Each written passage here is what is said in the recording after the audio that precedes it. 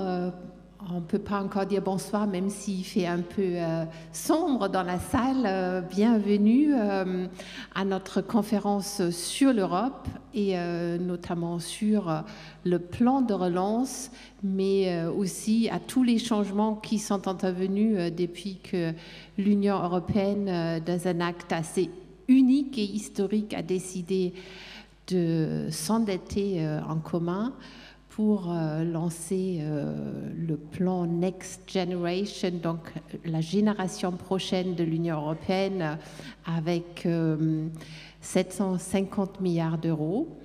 Je suis très heureuse aujourd'hui de vous présenter nos intervenants.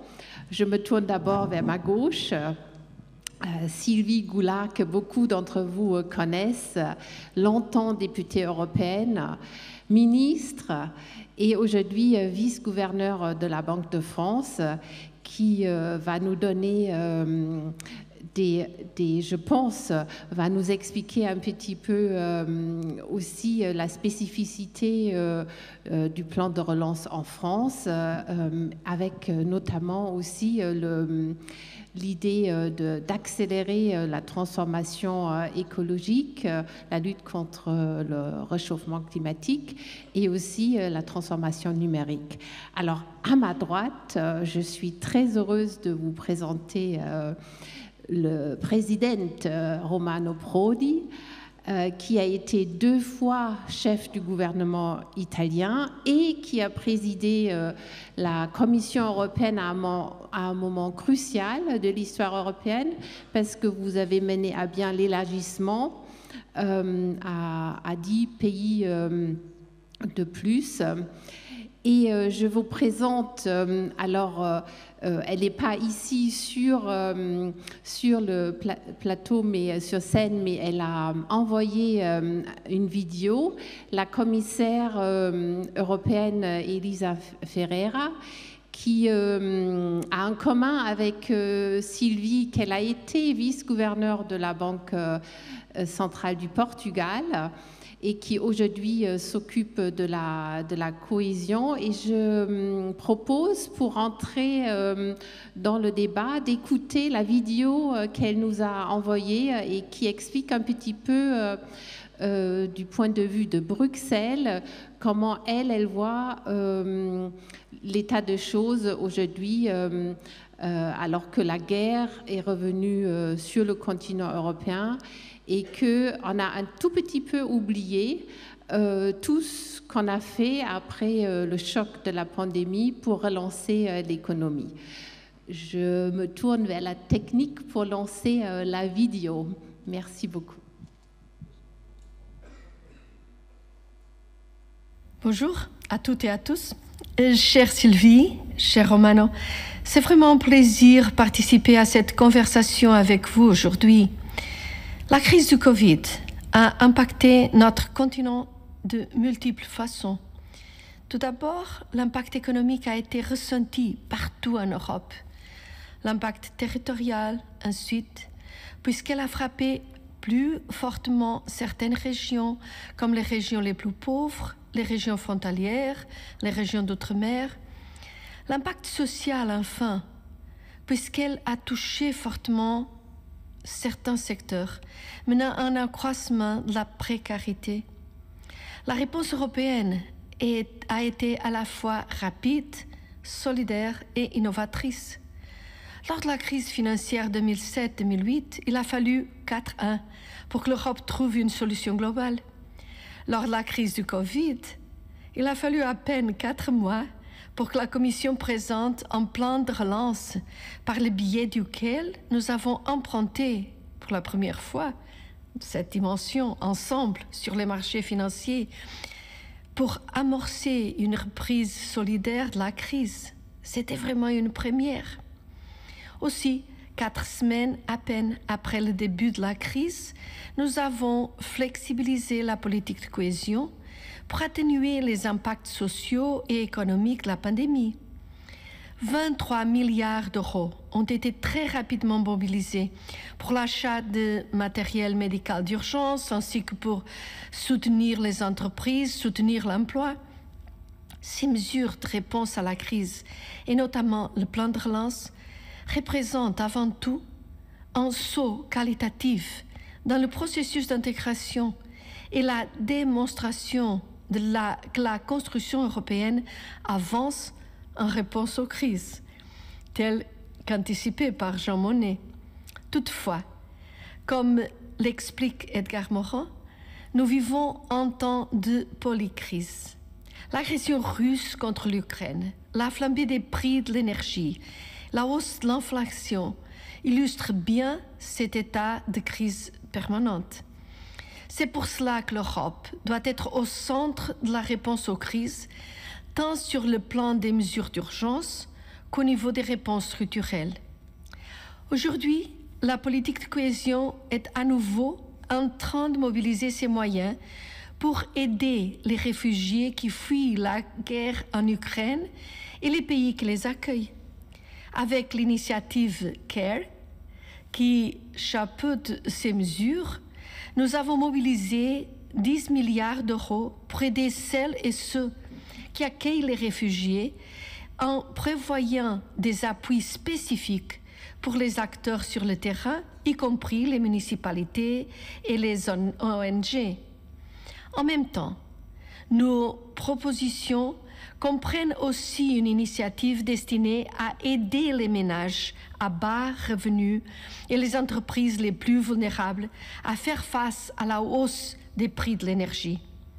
Cependant, la mission centrale de la politique de cohésion reste celle d'aider à la transformation des régions les plus vulnérables, dans le but d'assurer leur résilience à long terme, y compris en ce qui concerne la sortie de leur dépendance des carburants fossiles. Pour terminer, j'aimerais tirer 3 leçons pour l'avenir. D'abord, on a vu que les crises deviennent de plus en plus nombreuses. J'ai cité la crise du Covid et l'agression russe, mais n'oublions pas le changement climatique et ses conséquences, tant pour notre planète que pour nos vies au quotidien. C'est pourquoi nous devons être capables d'anticiper ces crises et nous préparer à réagir rapidement. Une deuxième leçon, nous risquons de voir à l'avenir émerger de nouvelles fractures au niveau social et au niveau territorial. Par exemple, un résultat de la transition vers une économie digitale et zéro carbone. Cette transition représente une opportunité importante, certes, mais aussi un défi pour certains secteurs et certaines régions qui devront être soutenus de façon ciblée. Ce qui m'amène à la troisième leçon. En tant qu'Européens, nous devons agir de façon solidaire. Nous devons nous doter des mécanismes qui nous permettront d'agir ensemble, parce qu'ensemble, nous sommes plus efficaces et plus forts. Le plan de relance européen, aussi bien que les différentes mesures de flexibilisation de la politique de cohésion, représentent des exemples concrets des réponses communes que nous avons mises en place. Réagissons et agissons ensemble à l'avenir. Je vous souhaite une excellente discussion et je vous remercie bien. Oui, donc je me tourne vers Romano Prodi. Elisa Ferreira vient de dire l'Europe se grandit à chaque fois qu'il y a une crise. Chaque crise rend l'Europe plus forte. On peut probablement le dire que, en tous les cas, quand on vient d'Allemagne, que ça n'allait pas de soi déjà au cours de la pandémie.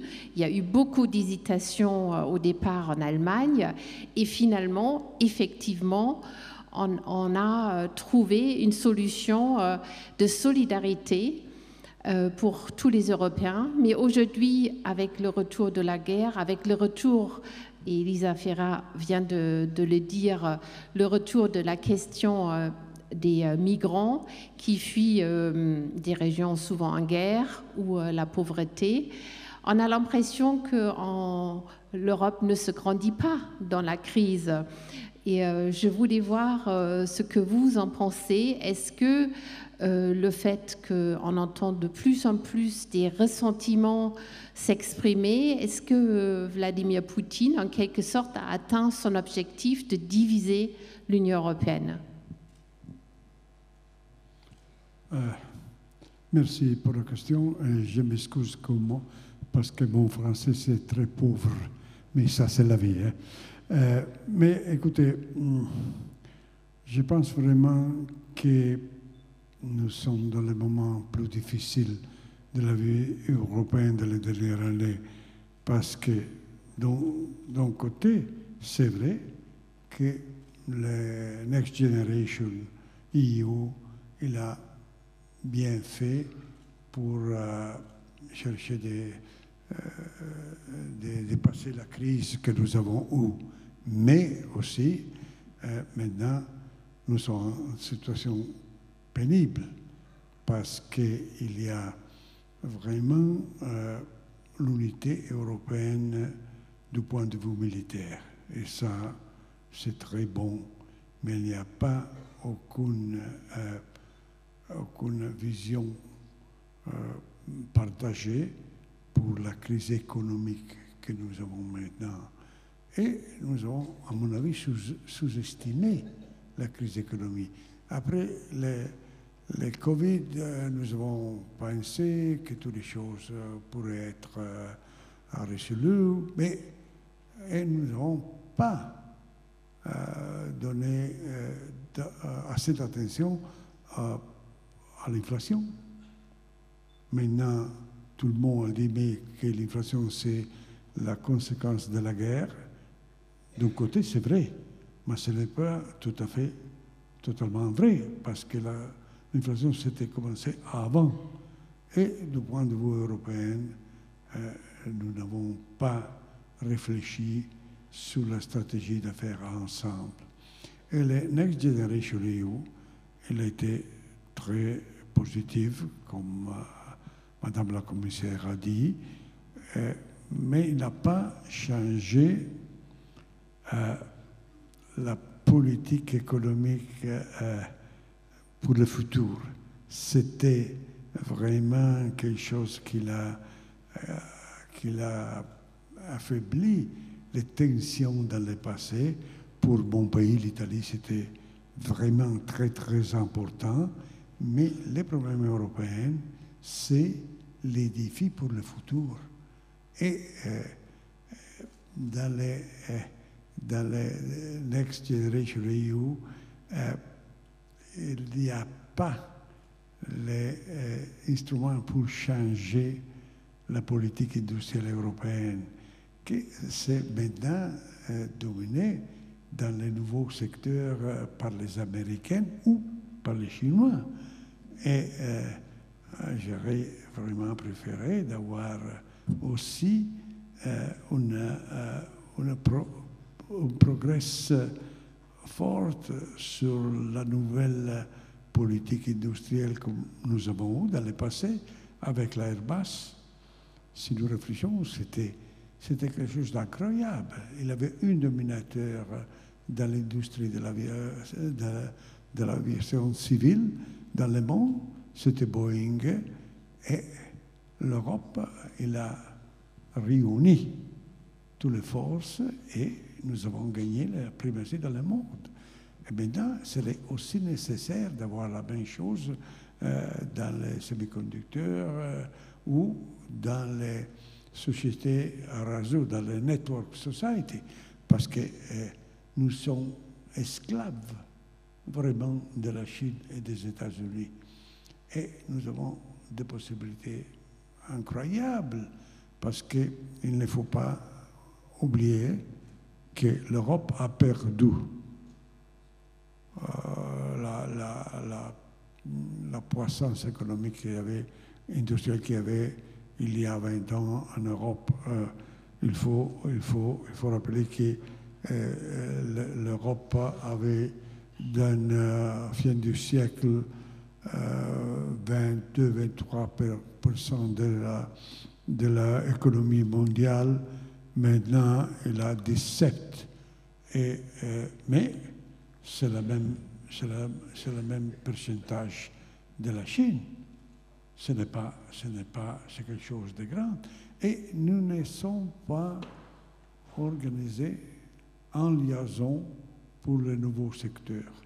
Et c'est très facile de mettre ensemble la société des semi-conducteurs italo-français, ST et l'allemand, et créer une nouvelle structure pour le futur.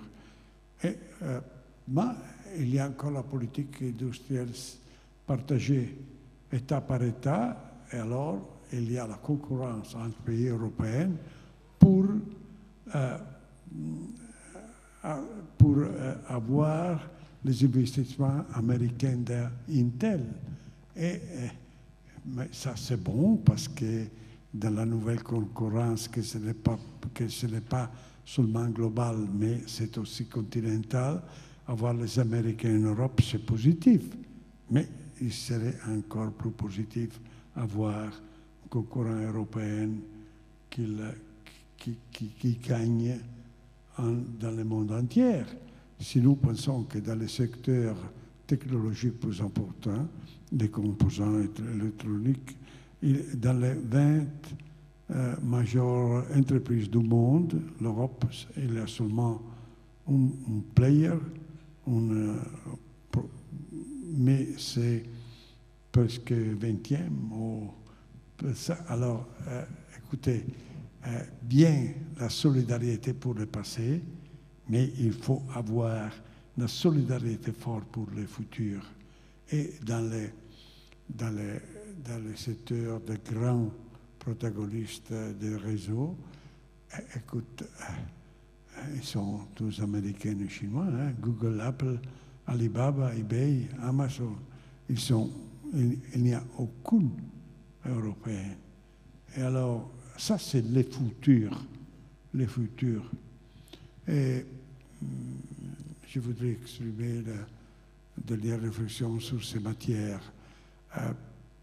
Écoutez, il faut réfléchir parce que il y a une stratégie très différente dans le monde occidental à la Chine. Parce que dans les deux réalités économiques, les grands dominateurs ils sont absolument sans aucune comparaison avec le passé. Mais vous avez dans la Chine que les gouvernements, avec des méthodologies qui ne sont pas compatibles avec nous, mais le gouvernement a contrôlé le grand champion de la Chine, Alibaba, et l'a obligé à vendre la part financière. Ici, nous avons la croissance de Amazon, de tout ça, sans aucun contrôle. Et alors, nous sommes perdus si nous n'avons pas la solidarité européenne. Nous sommes perdus par l'économie et par la politique aussi. Et ça, c'est vraiment le problème nôtre, le problème du futur. Oui, alors parlant futur, et je me tourne vers Sylvie Goulard quand il s'agit d'avoir une vue sur l'avenir. Alors on a dressé un tableau qui n'était pas que réjouissante sur les Européens sont retombés dans leurs vieilles habitudes, c'est-à-dire je vois surtout l'Allemagne qui, dans l'urgence, achète beaucoup de produits américains pour réarmer en quelque sorte l'armée. On a aussi des nouvelles dépendances énergétiques et l'Allemagne est tellement fort en Europe que ça crée forcément une direction qui n'est pas celle d'une plus grande européanisation.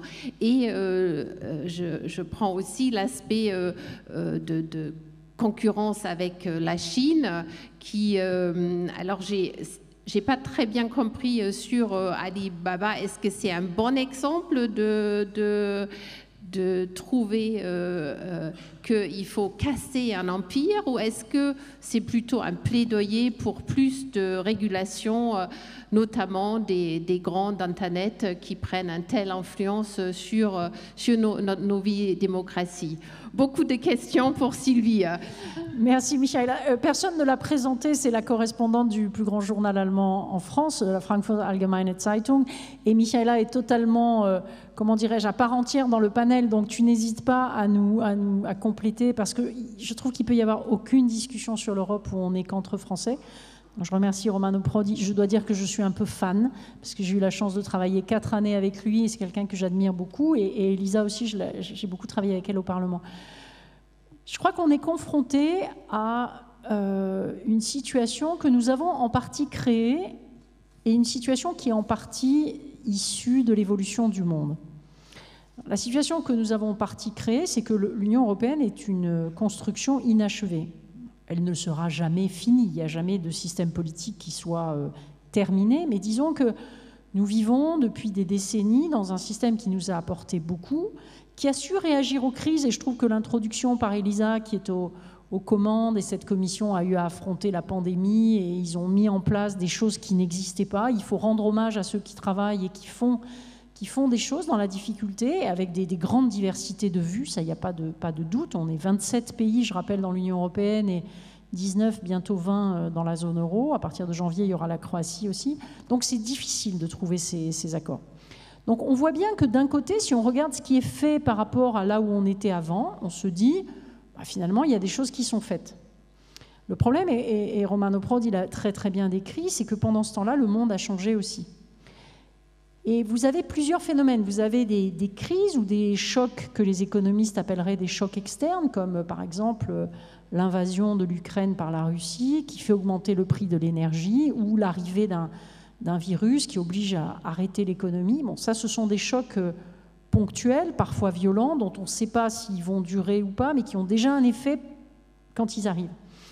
Puis je dirais qu'au-delà de la guerre visible qu'on a en Ukraine, et qui est bien triste sur le sol européen, il y a aussi la guerre invisible du changement climatique et des atteintes à la nature. Notre génération, en plus de tout ce qui a pu arriver par le passé, il ne faut pas oublier quand même que l'Europe est née au moment à la fois de désaccords franco-allemands profonds sur la Sarre et de la guerre de Corée en 1950. Il y avait déjà les deux phénomènes, crainte d'une guerre mondiale, bisbille franco-allemande, et Robert Schuman est sorti par le haut. Donc on a ce phénomène de transformation profonde qui est lié au climat, et celui sur lequel Romano Prodi a insisté, qui est celui de la technologie. Il y a des choses qui ont été faites en Europe, et il y a des choses qui n'ont pas suffisamment été faites. Et le problème, c'est qu'au bout d'un moment, on est rattrapé par la réalité. Donc l'une des questions, je crois qu'il est important de poser, et moi j'aime beaucoup les GECO parce que vous êtes tous des citoyens lyonnais, des jeunes, là, je vois qu'il y a une classe ou deux, je ne sais pas, et c'est sympa que vous soyez là, donc merci à vos profs, et puis merci à vous d'être là. C'est des questions qu'on pose assez rarement dans le débat politique. C'est-à-dire, par exemple, nous nous sommes endettés en commun, c'est un pas important, c'était difficile pour l'Allemagne d'envisager ce type de transfert. Le plan, c'est quoi? C'est à la fois des prêts aux pays qui ont eu des difficultés, mais aussi des dons. Pour l'Italie, c'est 200 milliards d'euros, pour la France, 100 milliards d'euros. Pour vous donner une idée, d'habitude, le budget total de l'Union européenne pour une année, c'est 100 milliards. Donc ce sont des chiffres importants dont on espère qu'ils vont créer un certain élan. Mais dans le fond, pourquoi on s'endette ensemble? Ce n'est pas une fin en soi de s'endetter ensemble. Ça peut présenter des avantages pour avoir des moyens. Ça permet d'avoir un marché de la dette européenne qui se fluidifie.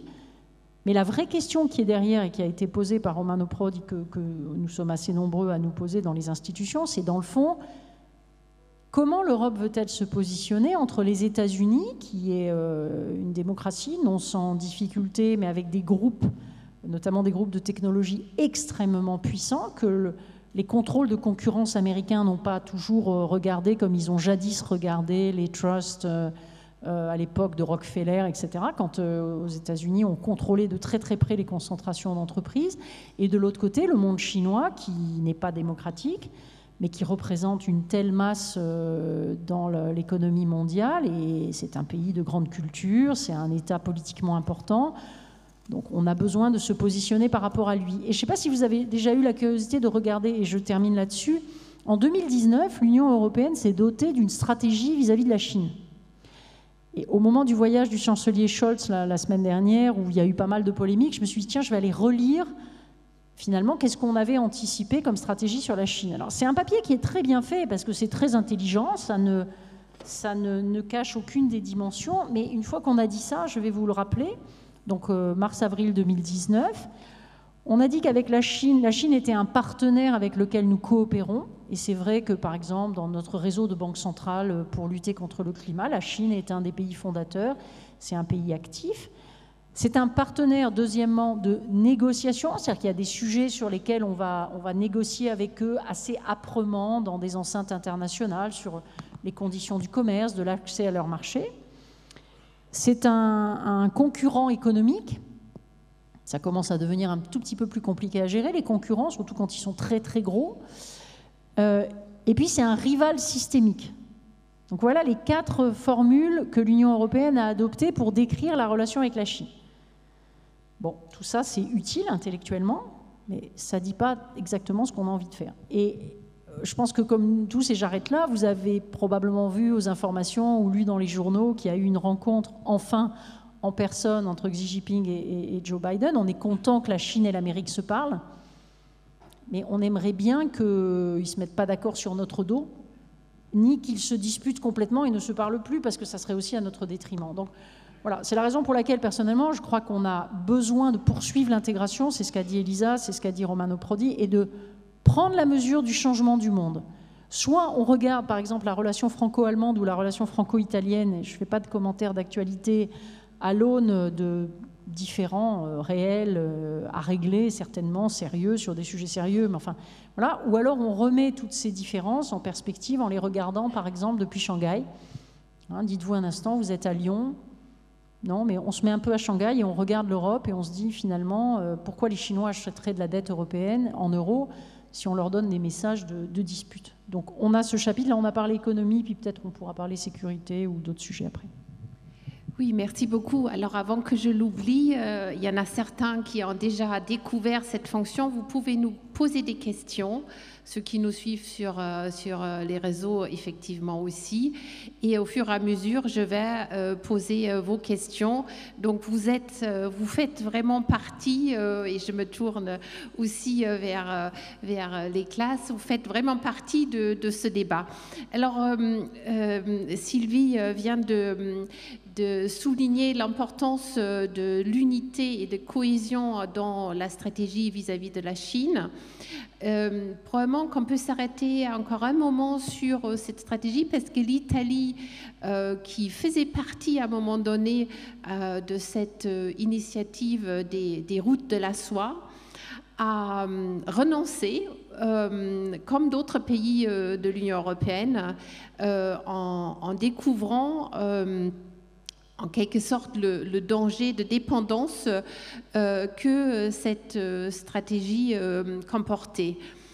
Alors nous avons une économie en Europe, c'est l'économie allemande, qui a donc le premier marché aujourd'hui, après les États-Unis et la Chine. Et d'où donc la volonté du chancelier Scholz d'aller seul faire sa présentation à Pékin, voir le président Xi Jinping. Il a été, Sylvie vient de le mentionner, très critiqué pour cette démarche. Mais au-delà de cette attitude un peu singulière de l'Allemagne, se pose la question: quel degré d'intimité, en quelque sorte, on peut encore avoir avec un rival systémique? Est-ce que ça veut dire que vendre une participation dans un terminal de port, comme ça a été décidé à Hambourg, est-ce que c'est un risque qui met à risque toute l'Union européenne, ou est-ce que c'est quelque chose, parce que ça concerne aussi l'Italie, qu'on peut accepter si ça s'en sert dans une stratégie d'ensemble?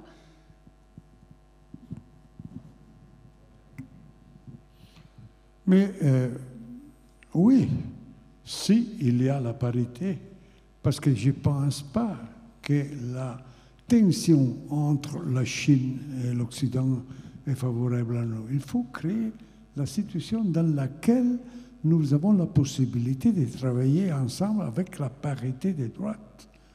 Et alors, mais écoutez, si vous réfléchissez sur l'histoire, dans l'intervalle entre la présidence de Trump et la présidence de Biden, Madame Merkel, avec toute l'Europe, elle avait fait un protocole de travail avec la Chine, avec des propositions très intéressantes. Hein.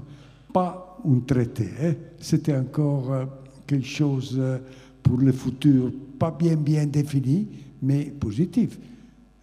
Le président Biden, le jour qu'il est arrivé, il dit non, il faut mettre à part, il faut finir avec ça. Et à mon avis, c'est une erreur, parce qu'il faut défendre notre droite, mais aussi avoir des relations économiques positives avec la Chine. Et je comprends le chancelier allemand dans son voyage. Écoute, les majeurs producteurs d'automobiles chinois s'appellent Volkswagen. Ils ne s'appellent pas BID au drapeau rouge comme ça, hein, au FAV, mais s'appelle. Et il y a aussi des intérêts positifs de travailler ensemble, mais certainement il faut avoir la symétrie. Et il n'y a pas la symétrie maintenant. Ça, c'est la vérité. Il n'y a pas la symétrie maintenant parce que le respect de la loi, parce que le contrôle du travail, parce que les conditions des ouvriers, tout ça, ils sont tout à fait différents entre les deux. Mais, à mon avis, la stratégie, ce n'est pas d'être séparés, mais de travailler avec les mêmes règles. Écoutez, il y a aussi des choses difficiles à comprendre, hein, parce que les Américains, ils ont commencé à avoir avec la Chine des tensions commerciales. Si vous pensez à Huawei et toute l'autre technologie. Mais dans le même temps, dans le mois de décembre, dans le même temps dans lequel il y avait des tensions incroyables entre les deux, les ports de Los Angeles, ils étaient capables de recevoir toute l'importation qui venait de la Chine. Et maintenant, il y a la double vérité, c'est-à-dire la division et tension dans l'autre technologie, mais grand commerce dans les produits normaux. Mais pourquoi? Pourquoi plus qu'un tiers des exportations chinoises, ils sont créés par des multinationales, surtout américains, mais européens aussi, mais surtout américains. Et alors, si il n'est pas possible d'avoir la double vérité, mais il faut régler l'économie entre les deux grands, l'Europe et la Chine. Parce que pour l'Europe, il faut être unis. Clairement, l'Allemagne a plus d'intérêt que la France ou l'Italie en Chine. Mais sans la France et l'Italie, l'Allemagne est très faible avec la Chine. Et les résultats de notre politique ils sont clairs, comme je dis dans ma première intervention, Chine, Europe, ils ont le même produit national brut.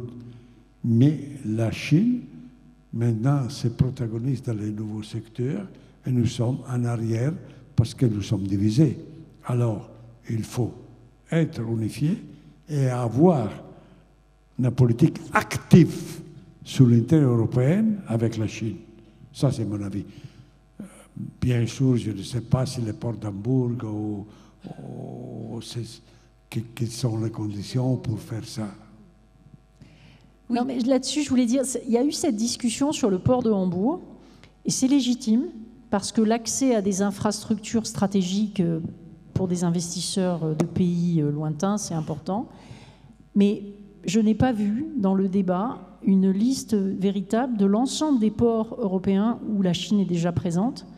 Et sauf erreur de ma part, quand il y avait eu la crise grecque, ce sont des Chinois qui ont racheté le port du Pirée. Sauf erreur de ma part, ils sont présents à Naples, etc. Donc, ce qui est vraiment intéressant, au lieu de pointer du doigt un pays ou un autre, même si l'Allemagne est un pays tout à fait singulier, c'est peut-être d'avoir la vision d'ensemble. Donc ça, c'était une petite remarque. Après, je voulais faire deux remarques de fond. Romane a tout à fait raison de dire que nous devons avoir une politique active.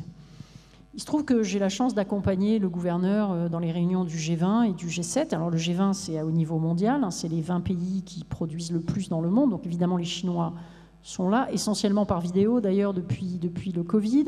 Les Américains sont là. Moi, il y a une chose qui me frappe, c'est que pour tous les pays, vous avez un ministre, un gouverneur. Donc pour les États-Unis, vous avez Janet Yellen qui est secrétaire d'État au Trésor et vous avez le patron de la Fed. Pour la Chine, vous en avez 2.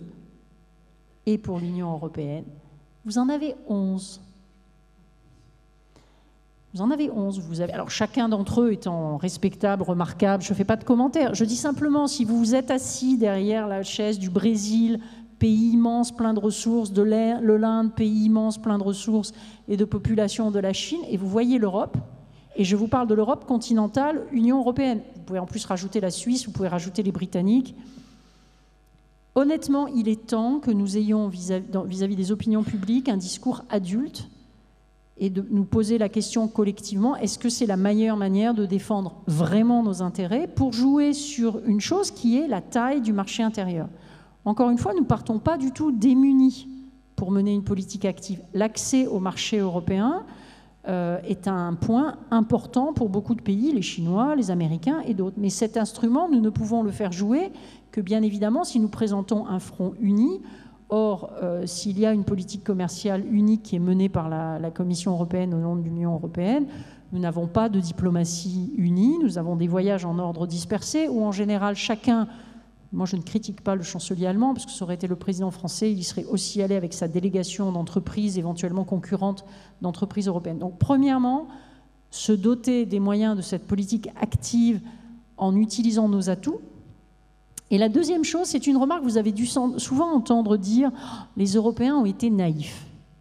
Qu'est-ce qu'on a été naïfs? Bon, jusqu'à un certain point c'est vrai, mais très sincèrement, si nous avons cru à un ordre mondial basé sur des règles, sur de la coopération, sur des négociations parfois dures, mais le refus d'utiliser la force, sincèrement, moi, je n'ai pas honte.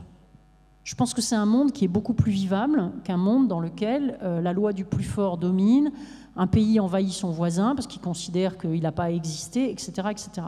Donc nous n'avons pas forcément à rougir des raisons pour lesquelles nous avons défendu depuis 1989 et la chute pacifique du mur de Berlin, un monde qui serait basé sur des règles. Simplement, à un moment donné, il faut bien voir que, d'abord, il faut être avec des gens qui ont envie de jouer avec les mêmes règles. Si les autres vous envahissent, vous attaquent, ont des pratiques commerciales déloyales, ça devient plus compliqué. Et là, sincèrement, il ne suffit pas, comme disent certains, de taper du poing sur la table pour faire changer d'avis un dictateur qui a envie de vous envahir ou un pays qui veut abuser d'une position dominante. C'est pas si simple. Il ne s'agit pas de dire « je veux la symétrie ».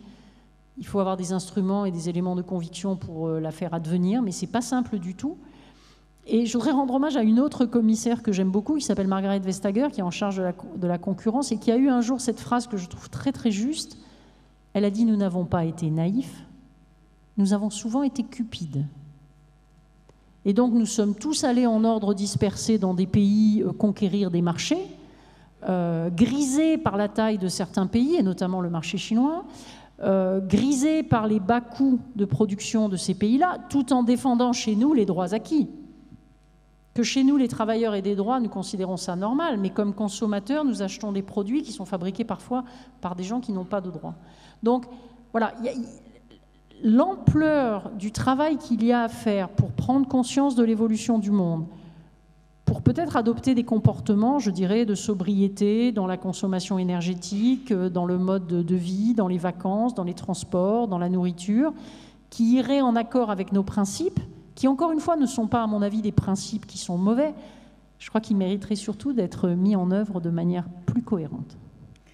Alors, je vois dans les questions que la question militaire intéresse beaucoup de monde. Donc, je me permets là de lancer une première question parce qu'effectivement, nous avons l'impression que à peine on s'est relevé de la crise de la pandémie avec l'attaque russe sur l'Ukraine.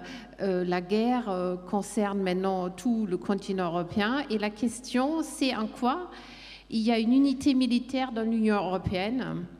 Est-ce que la politique de défense de chaque armée ne reste pas complètement dépendante de l'État national? Et s'il y a une coopération aujourd'hui, est-ce qu'elle ne reste pas très limitée, sans leadership? Et donc, la stratégie de l'Union européenne reste soumise au moindre veto d'un État membre.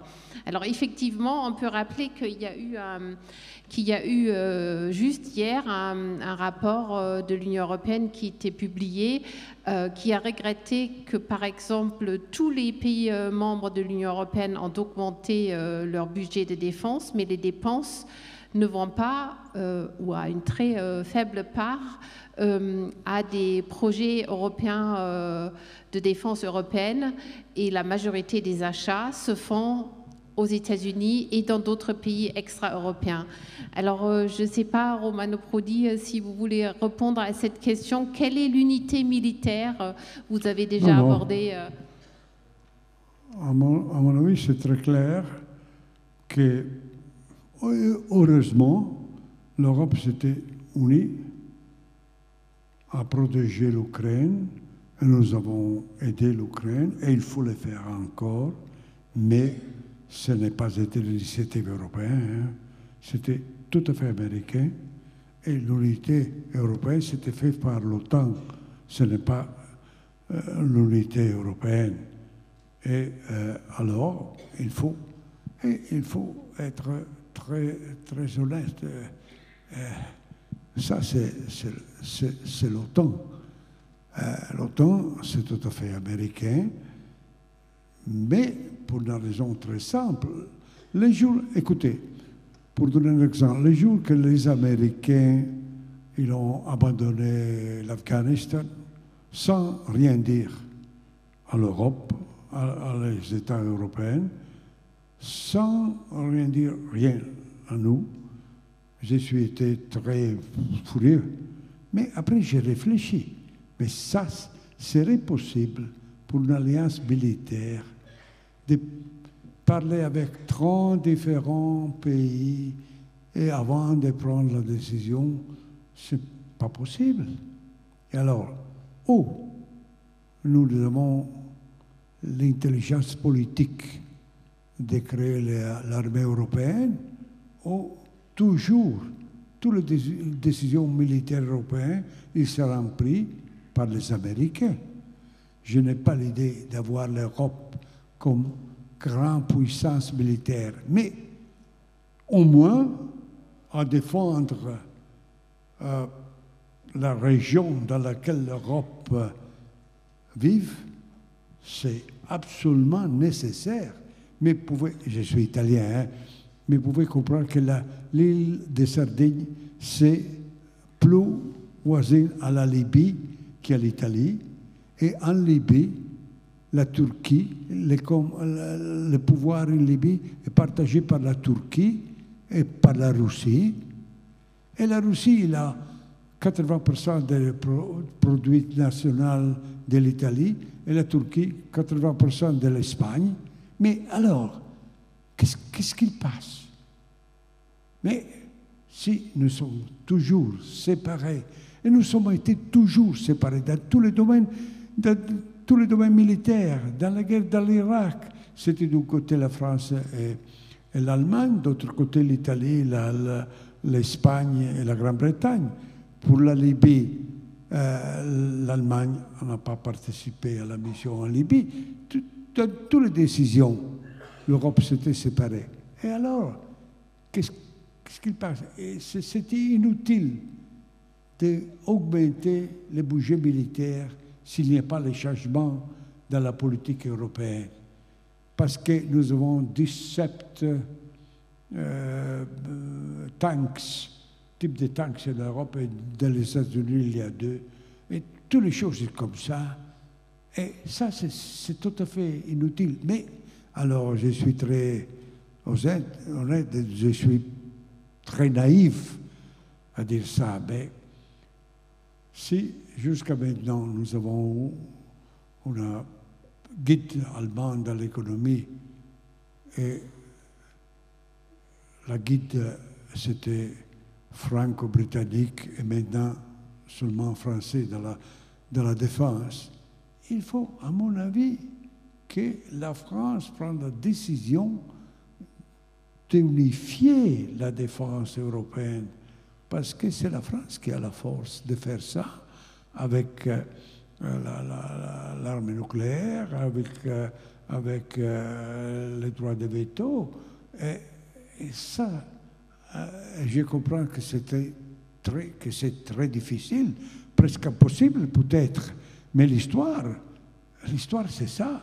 À mon avis, la France a la grande possibilité d'exercer la primauté politique que l'Allemagne a joué sur le plan économique. Et ça, c'est très important pour l'Europe. C'est très important parce que l'Europe, il faut que l'Europe marche avec 2 pistons, 2 engines, l'Allemagne et la France. Et s'il y a seulement un, ce n'est pas pour l'Europe. Écoutez, j'ai beaucoup de confiance dans la démocratie allemande. Je serais très content que l'Italie ait le même niveau de démocratie que l'Allemagne. Mais les jours qu'ils ont décidé, sans rien dire à les autres, parce que c'est un budget national, d'avoir 5 milliards d'euros sur la table et d'augmenter les budgets militaires pour le futur, et à mon avis, c'est absolument logique. Mais dans les moments-là, c'est difficile de réfléchir, penser que dans le futur, l'Allemagne, ils ne prennent pas la primauté dans l'industrie militaire et jouer le rôle que maintenant est joué par la France. Parce que, clairement, si l'argent, c'est un argent allemand, seulement allemand, il sera dédié à l'industrie allemande, parce que ça, c'est la nature des choses. Et ça, je répète, je pense qu'en Europe, il faut avoir des pouvoirs réglés et divisés par différents pays et pas seulement concentrés en un seul pays. Écoutez,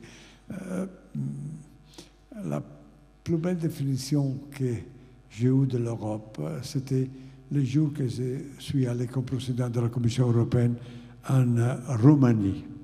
Dans le Parlement de la Roumanie, il y avait tous les partis qui sont exprimés sur l'idée d'entrer en Europe. Et tous les partis ont parti ça. Et à la fin de la discussion, s'est élevé un membre du Parlement il s'est défini membre de la minorité non hongroise du Parlement roumanien. Et ça, il a fait un grand discours en faveur de l'Europe. J'ai posé la question, mais pourquoi? Mais pourquoi il m'a dit, la réponse était, mon grand-père s'était tué parce qu'il était membre d'une minorité. Mon père s'était envoyé en exil parce qu'il était membre d'une minorité. Je voudrais que mon pays entre en Europe parce que l'Europe, c'est une union des minorités. Et Europe is a union of minorities. Ça, c'est la définition, la plus belle définition de l'Europe. Mais alors, si il n'y a pas un rôle fort et bien sûr complémentaire et amicable, hein, mais de la France en politique, c'est difficile à dire que l'Europe, c'est une union des minorités. Ça, c'est un problème politique du fond. C'est difficile à faire ça, mais ça, c'est absolument nécessaire. L'alternative, c'est simple. Laisser aux Américains de décider les jours dans lesquels les pays européens ils entrent en la guerre. Et je répète, je suis très ami des Américains, très favorable à l'OTAN, mais il faut que l'OTAN ait une alliance. Est-ce que justement la France et l'Allemagne ne sont pas aujourd'hui déjà dépassés par les Pays-Bas et la Pologne, les pays qui aujourd'hui ont pris sur les affaires militaires réellement un leadership en disant on vous avait dit de ne pas faire confiance à Vladimir Poutine, on vous a dit il fallait se réarmer. Est-ce que c'est quelque chose qui fait que finalement ce moteur franco-allemand est rouillé aujourd'hui? Non, peut-être de manière plus large. Bon, d'abord, je vais enlever ma casquette de sous-gouverneur de la Banque de France qui n'a pas à avoir d'opinion sur la défense, parce que là, le sujet, on est un peu loin du plan de relance. Je dirais simplement une remarque au titre du lien entre la monnaie et la capacité d'action diplomatique et militaire. Il est clair que la puissance du dollar vient aussi de là. C'est une monnaie qui est en continuité avec d'autres fonctions régaliennes des États-Unis, alors qu'en Europe, nous avons fait l'euro, mais il n'y a pas le pouvoir politique. Deuxième petite remarque, je ne résiste jamais devant un public français quand même à rappeler que les demandes de faire l'Europe de la défense viennent souvent, comme Romano Prodi l'a fait éloquemment, de nos partenaires. Le pays qui a bloqué la construction de l'Europe de la défense, c'est la France en 1954. Le seul pays des 6 pays fondateurs de la communauté du charbon et de l'acier à avoir bloqué un projet qui était une union politique avec des outils de défense qui en plus aurait eu son siège à Paris, aurait parlé français, etc. Mais bon, c'est juste pour l'anecdote, parce qu'il y a en France souvent un peu une espèce de vision, pourquoi les autres ne nous suivent pas? D'abord, je pense qu'on ne fera jamais l'Europe de la défense avec un qui est devant et les autres qui suivent. Et de ce point de vue-là, Romano Prodi a tout à fait raison. Et j'attire l'attention des jeunes. Enfin, il n'y a que des jeunes dans cette salle, mais il y en a qui sont un peu plus jeunes que d'autres. Si vous voulez lire un excellent discours allemand qui va à l'appui de ce qu'a dit M. Prodi, c'est-à-dire que l'Europe doit se constituer par des partenariats, par une coopération, par le respect des plus faibles et des minorités, c'est Helmut Schmidt, qui était chancelier socialiste, qui est décédé maintenant, mais qui a fait le 4 décembre 2011 un discours que vous pouvez retrouver sur le site de la fondation Friedrich Ebert du parti SPD, qui était très intéressant en expliquant que en Europe, il ne pouvait pas y avoir un pays aussi puissant que l'Allemagne au centre, parce qu'à ce moment-là, les autres sont rejetés dans une espèce de périphérie. Et il ne le disait pas uniquement pour des raisons historiques, on connaît l'histoire du XXe siècle, mais ce n'était pas que ça. Je crois qu'effectivement, dans la construction d'une défense européenne, il faut un équilibre. Alors, l'aspect positif de ce qui s'est passé en Allemagne ces derniers mois, mais je parle sous ton contrôle, Michaela, c'est que, à la fois en février, le chancelier Scholz a fait un grand discours en insistant sur le changement d'époque que nous vivons, Zeitenwende en allemand, et en annonçant cet investissement de 100 milliards dans la défense. Et sincèrement, jusqu'à peu, un débat sur la défense en Europe, on aurait tous commencé par dire « Oh là là, mais enfin, de toute façon, les Allemands refusent de s'engager, ils refusent de payer. » Bon, bonne nouvelle, ils sont prêts à payer, ils sont prêts à s'engager. Le président de la République, Steinmeier, a fait il y a une dizaine de jours un discours assez inhabituel à la nation allemande où il a exhorté les Allemands à soutenir une renaissance de la Bundeswehr, le fait que la Bundeswehr ait des moyens, etc., et en disant que l'Allemagne resterait engagée dans ses liens multilatéraux. Mais tout ça ne fait pas une défense européenne.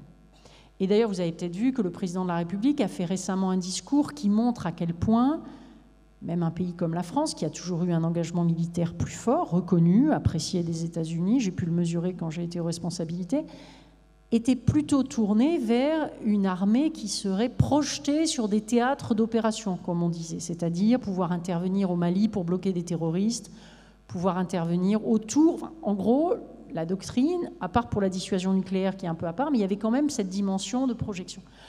Donc je crois que la réalité, c'est que nous devons tous rediscuter, enfin ceux qui sont en charge, sur la manière d'utiliser un peu tous les atouts et toutes les difficultés que nous avons. Un de nos atouts, c'est notre diversité, c'est-à-dire que tu l'as souligné, je crois que les pays baltes, les Polonais, les Roumains, qui sont en première ligne, ont une connaissance du monde russe que nous ferions bien d'écouter. Mais on a aussi la chance d'avoir la Finlande. Quand vous entendez des gens qui vous disent la solution, c'est la finlandisation de l'Ukraine. Ça voudrait dire en faire une sorte de pays tampon, comme elle était auprès de l'Union soviétique. Moi, je vous invite à discuter avec des Finlandais de cette question. Ils n'en ont pas gardé un souvenir mémorable. Et d'ailleurs, ils ont demandé à entrer dans l'OTAN maintenant. On a l'avantage d'avoir des pays qui ont eu des colonies, que ce soit le Portugal, d'où vient Elisa Ferreira, l'Espagne, la France, qui ont avec l'Afrique, avec l'Amérique du Sud, des rapports complexes, bien entendu qui ne sont plus à l'ordre du jour, mais aussi des liens, des capacités de compréhension, de discussion. Voilà. Tout est à construire.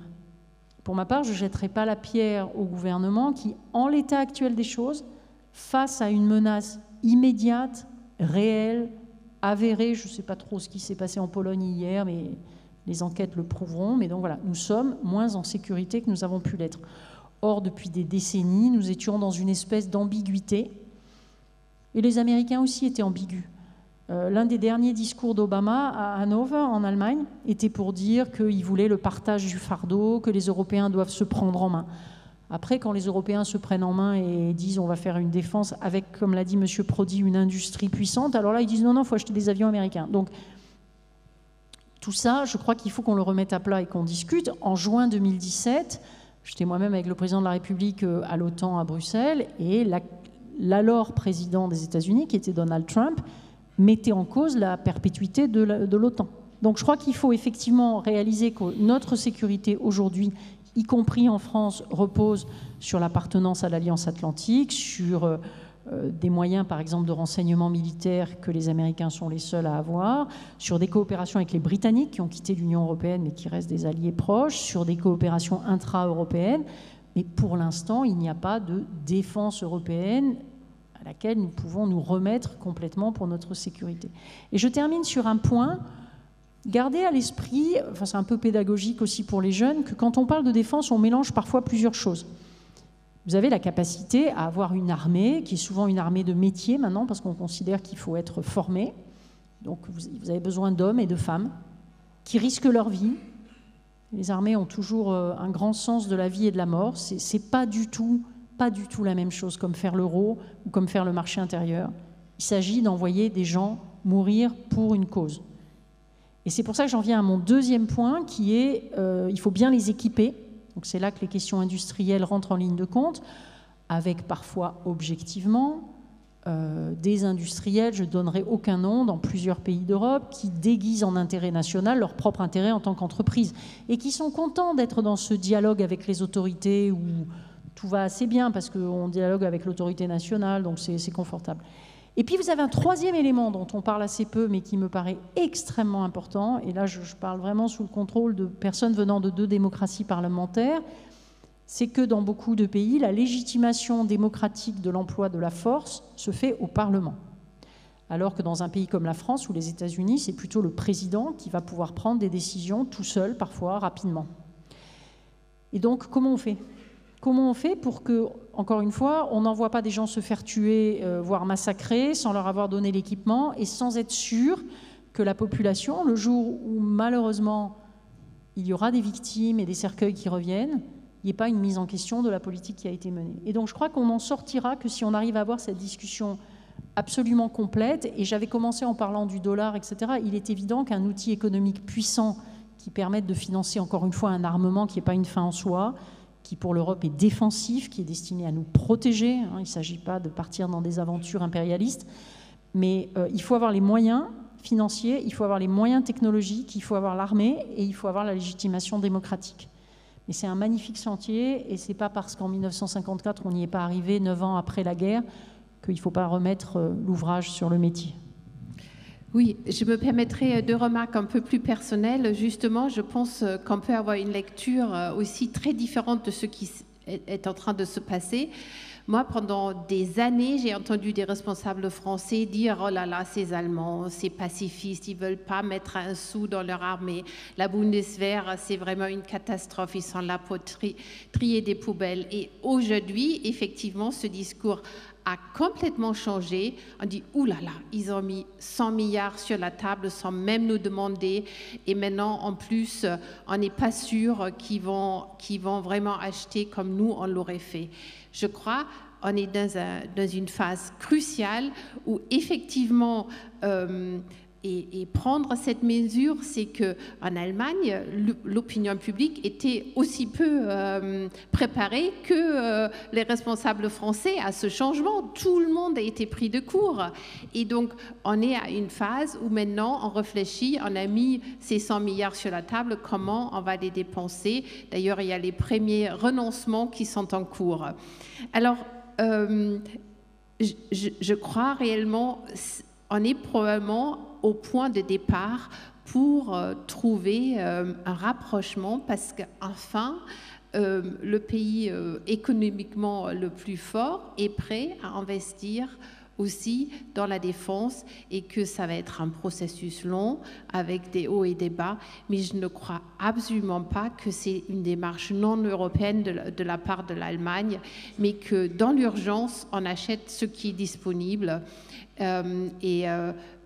je pense qu'un test va être la décision sur le futur avion, le SCAF. Là, on va devoir montrer qu'on veut investir dans un projet en commun. Alors, j'ai 2, même 3 questions qui reviennent sur le plan de relance et une qui s'adresse directement à M. Prodi. Une question que je trouve très pertinente, Next Generation n'est-il pas un moyen de lutter contre la montée des populismes en Europe? Et une autre question donc pour Romano Prodi, est-ce que vous pensez que la nouvelle présidente du Conseil italien de droite, alors moi j'aurais presque dit extrême droite, Madame Meloni, peut-elle remettre en cause le plan de relance italien compte tenu de ses positions et ses critiques répétées par le passé contre l'Union européenne? Mais c'est difficile à répondre à la deuxième part de la question, hein, mais parce que d'un côté, le gouvernement italien, ce n'est pas aussi différent dans l'histoire. C'est-à-dire, dans les derniers temps, dans les dernières 15 années, la crise politique italienne, il a créé des gouvernements que mes amis étrangers appellent des étoiles, des étoiles qui sont... Les étoiles filantes. Et après, nous avons Renzi, d'à 40%, il est arrivé à rien dans 2 années. Nous avons les 5 étoiles, la même chose. Nous avons la Ligue du Nord, la même chose. Et écoutez, je m'excuse parce que je suis trop... Mais serait la même chose en France s'il y avait une loi électorale comme en Italie. Parce que les jours que les partis traditionnels, ils ne sont pas plus capables de parler avec le peuple, d'avoir toutes les discussions, les congrès, les tout ça, mais alors le vote, c'est un vote pour le miracle. Et le vote avec Mme Meloni, c'était à moitié pour les fascistes et à moitié pour le miracle. Et ça, c'est une interprétation très personnelle, mais j'ai réfléchi beaucoup sur ça. Et alors, c'est difficile à dire que sera la conclusion finale. Les premiers jours, il m'ont préoccupé beaucoup, surtout la tension avec la France. C'est tout à fait incroyable, hein, parce que nous avons intérêt partagé, amitié de longtemps. Il y a les tensions entre la France et l'Italie, ils ne sont pas tensions entre le peuple. Elles sont tensions artificielles pour politique intérieure. Et ça, c'est vraiment les problèmes de l'Europe, que la structure supranationale n'est pas aussi forte d'avoir la prévalence sur la politique intérieure, mais est assez forte pour conditionner la politique intérieure. C'est la situation de difficulté. Mais je répète, les premières décisions, ils m'ont préoccupé beaucoup pour les deux raisons. La tension avec la France et deuxièmement, la concentration sur les problèmes d'identité nationale vraiment particuliers. Hein. On verra, parce que dans l'alliance de gouvernement, il a des positions très très différentes sur la politique intérieure et sur la politique internationale. Vous avez vu que Mme Meloni, c'est ultra-atlantique et la Ligue, c'est absolument plus orientée avec l'accord avec la Russie. Et on va voir qu'est-ce qu'il sera le résultat final. C'est ça. Mais j'insiste sur les problèmes, écoutez, sur les problèmes de l'unité aussi militaire, parce qu'il n'est pas nécessaire d'avoir tous les pays européens. Dans l'euro, il n'avait pas tous les pays. Il avait 12 pays, et maintenant 19. Le 1er janvier sera 20. Si l'Espagne, l'Italie, la France, l'Allemagne, ils prennent la décision de progresser ensemble, les jours après, il y aura 10 pays, autres 10 pays, et ça c'est très important, très important. Je rappelle, excusez-moi, c'est sur Pologne, mais dans les périodes dans lesquelles nous avons créé l'euro, dans la rencontre bilatérale entre l'Union européenne et la Chine, qu'il avait les comptes annuels, le président chinois, il demandait seulement, pas tous les autres problèmes entre l'Europe et la Chine, mais c'est vrai que vous créez l'euro, une monnaie commune, sans les francs, sans... Et ils ont fait des questions. Et la dernière question, c'était, mais nous pouvons avoir les mêmes réserves, l'euro comme réserve en Chine? Je dis oui. Alors, le président chinois, il m'a dit, alors, la stratégie chinoise serait d'avoir la même quantité de dollars et la même quantité d'euros. Parce que s'il y a l'euro aux côtés des dollars, il y a la place aussi pour la monnaie chinoise. Mais ça, c'est la politique. Alors, s'il y a aussi l'armée européenne, on va avoir une politique pluraliste au monde. Ça, c'est les problèmes vrais. Ce n'est pas de créer l'Europe comme une grande puissance, mais de jouer le rôle de régulateur que l'Europe a toujours ou dans l'histoire. Alors, on a un public superbe. J'ai plein de questions encore. On devrait prolonger ce débat. Je vais quand même essayer d'en lire quelques-uns. Alors, il y a la politique de défense à nouveau. Alors, je lance les questions et vous prenez ce qui vous semble bien. Ne pensez-vous pas que ce n'est que dos au mur que l'Europe bouge à partir d'initiatives individuelles et souvent trop tard?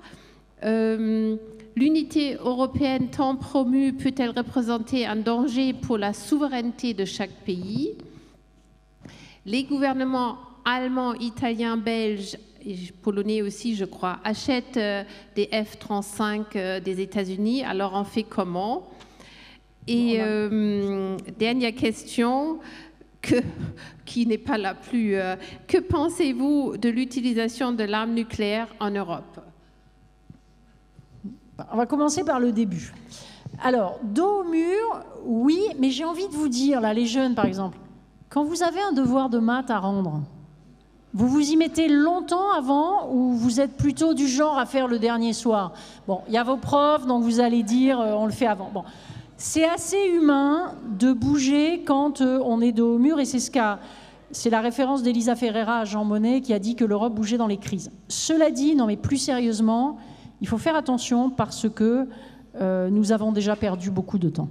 Hein, encore une fois, si vous relisez les mémoires de Jean Monnet, vous vous rendez compte que dans les années 50, ceux qui ont porté le projet européen, ils parlaient déjà de la place de l'Europe dans le monde. Il parlait déjà d'être, comme vient de le dire très bien Romano Prodi, entre, à l'époque, les États-Unis et l'Union soviétique, face aux non-alignés, etc. C'est écrit noir sur blanc. Les pères fondateurs ne pensaient pas seulement à la paix entre nous, qui était importante, hein, bien sûr, mais ils se projetaient déjà énormément dans le monde. Et on a perdu des décennies. En 1994, une personne qui est décédée récemment, un grand député allemand qui s'appelait Karl Lammers, avait fait un papier dans lequel il y avait une analyse très forte, géopolitique, de ce que représentait l'élargissement, l'euro, etc. Donc, attention à ne pas, effectivement, être trop tard, à force d'attendre, de ne pas pouvoir faire autrement. On n'est pas obligé non plus d'être idiot et de nier la réalité qu'on voit arriver. On a des tas de prévisions, par exemple, démographiques. On sait très bien que le poids relatif de l'Europe dans le monde, en termes de démographie, en termes de puissance économique, en termes d'influence, est en train de diminuer parce qu'il y a aussi des pays jeunes et dynamiques qui émergent et ce n'est pas illégitime. Peut-être un mot par rapport à ce qui a été dit avant, et merci Michaela d'avoir été un peu la voix de l'Allemagne. Moi, souvent, j'essaie d'expliquer que, sincèrement, moi, je n'ai pas peur d'un retour de l'impérialisme allemand. Comme tu l'as très bien dit, il y avait un pays qui avait été traumatisé, auquel on avait demandé expressément de ne plus avoir la moindre vision militariste, et c'est très bien comme ça, parce que le XXe siècle avait été assez sanglant. Donc il y a à accompagner une transformation de l'Allemagne, et là les Français peuvent jouer un rôle, et c'est là que c'est important qu'avec les Italiens, avec d'autres, nous arrivions à, non pas encadrer l'Allemagne, mais simplement créer quelque chose dans lequel tout le monde se sente bien, dans laquelle chacun, avec son histoire, avec ses voisins immédiats qui ne sont pas les mêmes, avec des perceptions de menaces ou des perceptions sur ce qu'est le monde méditerranéen ou sur ce qu'est l'Est, etc., arrive à se sentir bien. Je ne dis pas ça parce que je suis bisounours. Je vais vous dire, soit vous créez quelque chose dans lequel tout le monde, avec des petites frictions, mais quand même grosso modo, est prêt à aller de l'avant, soit on n'arrivera à rien. Donc, c'est important, et c'est là qu'on voit que le premier ingrédient de l'intégration européenne, c'est d'avoir un minimum de confiance. À un moment donné, il faudra se faire confiance. On s'est fait confiance sur la monnaie, il faudra se faire confiance sur la sécurité. Un mot sur la monnaie quand même, parce que sinon l'état du monde est tellement déprimant. Je ne veux pas faire du cocorico, mais je ne veux pas faire de commentaires politiques sur des populistes dans un autre pays ou ailleurs. Mais quand même, il faut que nous ayons confiance dans la force de ce que nous avons créé. Vous en connaissez beaucoup des politiques qui maintenant veulent sortir de l'euro? Moi, j'en ai plus beaucoup sous la main, d'accord ? On est passé d'une critique, vous allez voir ce que vous allez voir, on va sortir, et heureusement les peuples sont parfois plus malins que certains politiques, et la réaction de la plupart des gens a été de dire non mais attention, c'est ma monnaie, c'est mon épargne, Donc les gens ne se laissent pas traîner vers des projets complètement fous qui souvent n'étaient pas du tout construits. Encore une fois, si quelqu'un avait un projet construit, pourquoi pas. Donc il y a moins de partis politiques qui prônent la sortie de l'euro. Et là, c'est là qu'il faut que les citoyens fassent attention à ne pas se faire avoir par un discours politique qui est trop facile, qui est de dire « je reste dans l'euro à mes conditions ». Ok ? Je prends tous les avantages, mais alors tous les inconvénients, non. Alors ça, c'est absolument impossible à mettre en œuvre. Donc, pour revenir aux questions, je crois qu'effectivement, on peut s'inspirer de ce qui a été fait pour l'euro, de ce qui a été fait pour Schengen. On était quelques-uns au départ, on peut avancer à quelques-uns, et en ayant confiance un tout petit peu dans ce qu'on a fait. Et je crois que les citoyens doivent aussi se remettre à demander des comptes aux dirigeants, quelles que soient les opinions politiques, sur leur position européenne. Il y a trop de scrutins qui se déroulent en racontant des choses qui simplement sont des lettres au Père Noël. Romain nous a très bien dit, on attend des miracles, on vous vend des choses faciles, l'argent va couler à flot, on n'aura pas besoin de se fatiguer, on va travailler moins que le reste du monde et on arrivera à être plus compétitif, nos enfants vivront dans un monde parfait sans se donner du mal. Objectivement, je crois que ce n'est pas vrai comme ça. Ça ne veut pas dire que tout ce qui a été dit par les pro-européens était juste, il faut être très modeste aussi, il y a eu beaucoup de bêtises qui ont été dites au nom de l'Europe.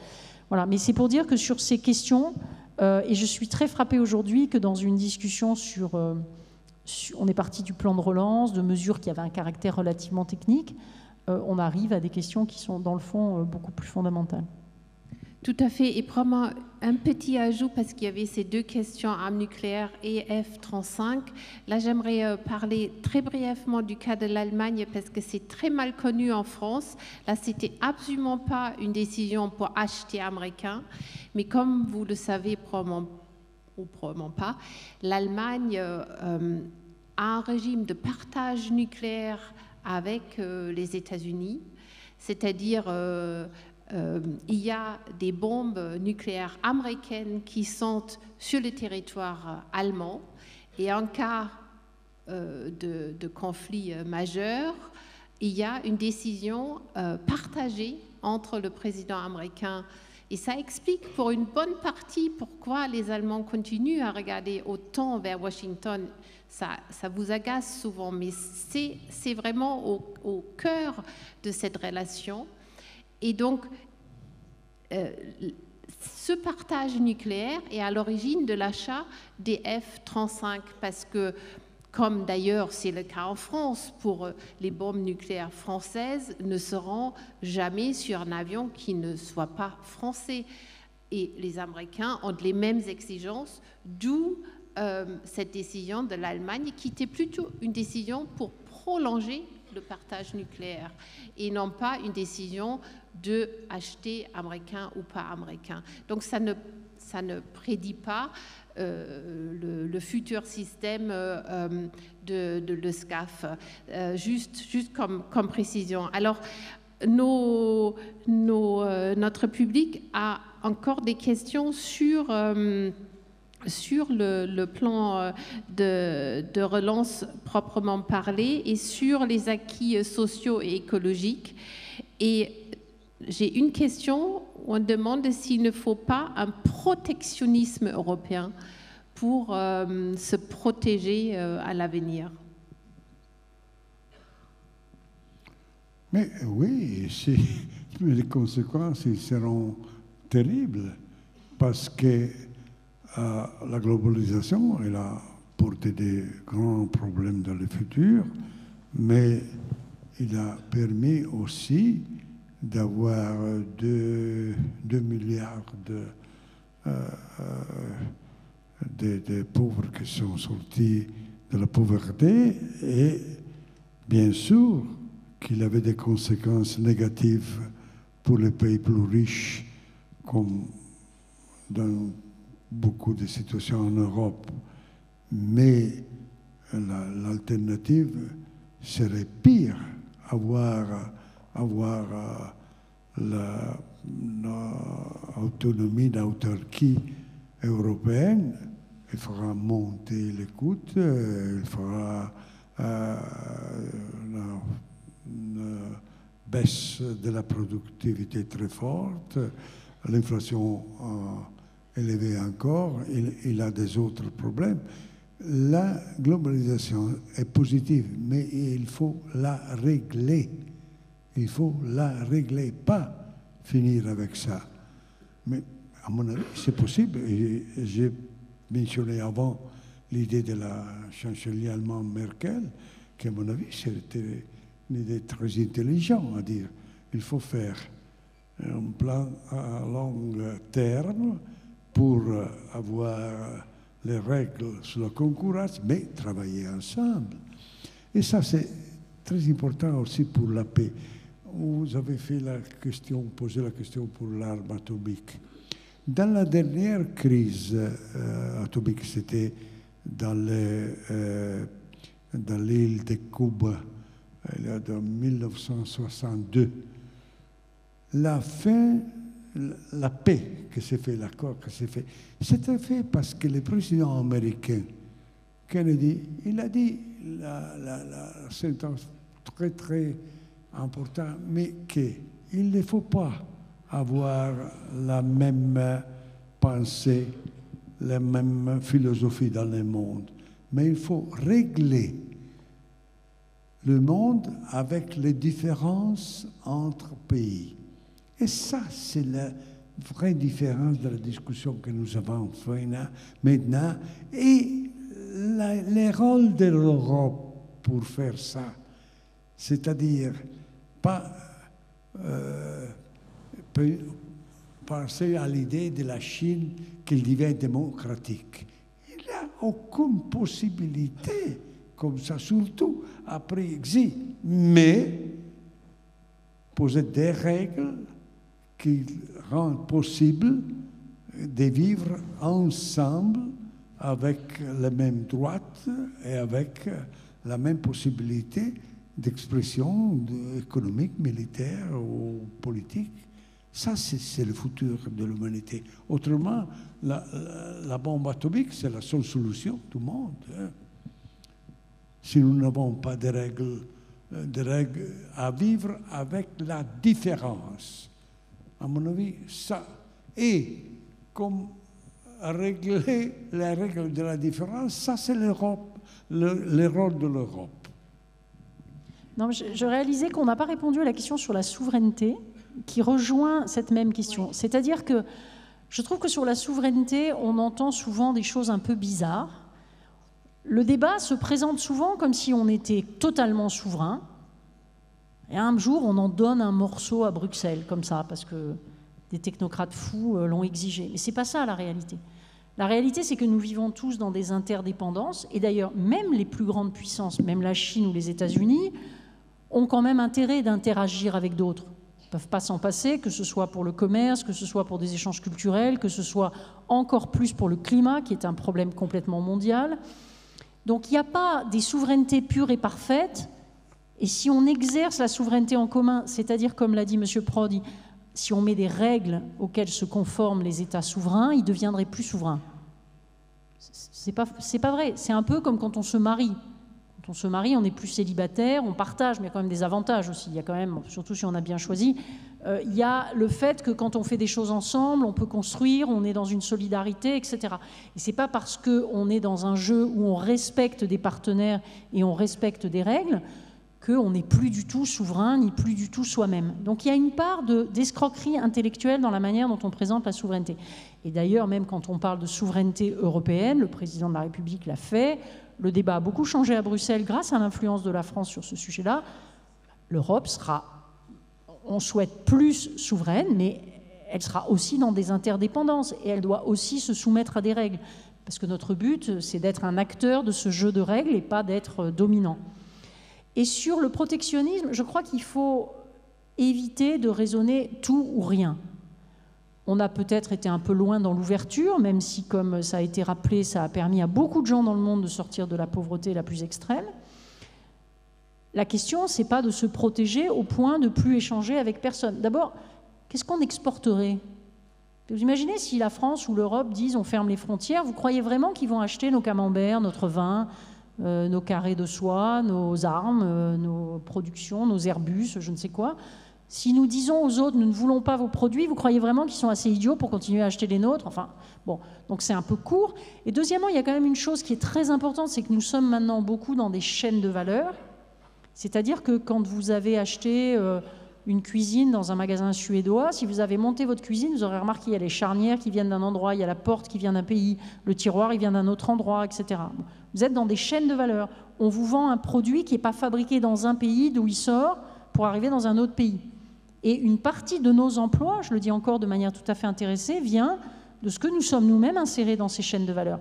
Donc la vraie question, comme ça a été très bien rappelé, c'est de mettre des règles, de faire en sorte que le commerce soit aussi équitable que possible. C'est d'ailleurs la raison pour laquelle on critique souvent l'entrée de la Chine à l'Organisation mondiale du commerce. Quand l'Europe a accepté que la Chine rentre à l'Organisation mondiale du commerce, c'était plutôt pour qu'il y ait des règles partagées. Et là, à la fois les Chinois ont plus ou moins joué, mais aussi les Américains ont détruit les panels. C'est un fait objectif. Donc voilà, soit on accepte tout ce qui est des règles, soit ça ira bien pour personne. Et la vraie leçon du franco-allemand et de la paix depuis 1945, c'est que vous vous rappelez, après la Première Guerre mondiale, l'idée c'était on va faire payer l'Allemagne, on va l'abaisser, et c'est en l'abaissant et en obtenant des réparations qu'on aura la paix. Résultat, on a eu Hitler et la Seconde Guerre mondiale. Après la Seconde Guerre mondiale, on a dit non, non, c'est si les Allemands vont bien et qu'ils sont prospères et qu'on a des relations d'amitié, ça vaut avec l'Italie, qu'on sera tous beaucoup plus prospères et beaucoup plus heureux. Et là aussi, ce n'est pas une théorie du bisounours, c'est vraiment que vous n'obtenez rien en abaissant les gens. Donc on aura probablement des discussions musclées avec un certain nombre de pays dans le monde, alliés ou rivaux systémiques, mais à la fin, il vaut mieux se parler que se taper dessus. Je crois que c'était une très belle mot de la fin. Je crois qu'on peut applaudir aussi le français parfait du président. Et bien sûr, tout ce qu'il a dit avec ce français parfait. Et merci à ce public pour vos questions. J'ai essayé de les poser tous. En tous les cas, on a vu que le plan de relance européen était beaucoup plus qu'un plan de relance, mais c'était au cœur de l'avenir de l'Europe. Merci à vous. Et merci à Michaela, dont le français est assez bon aussi. Merci.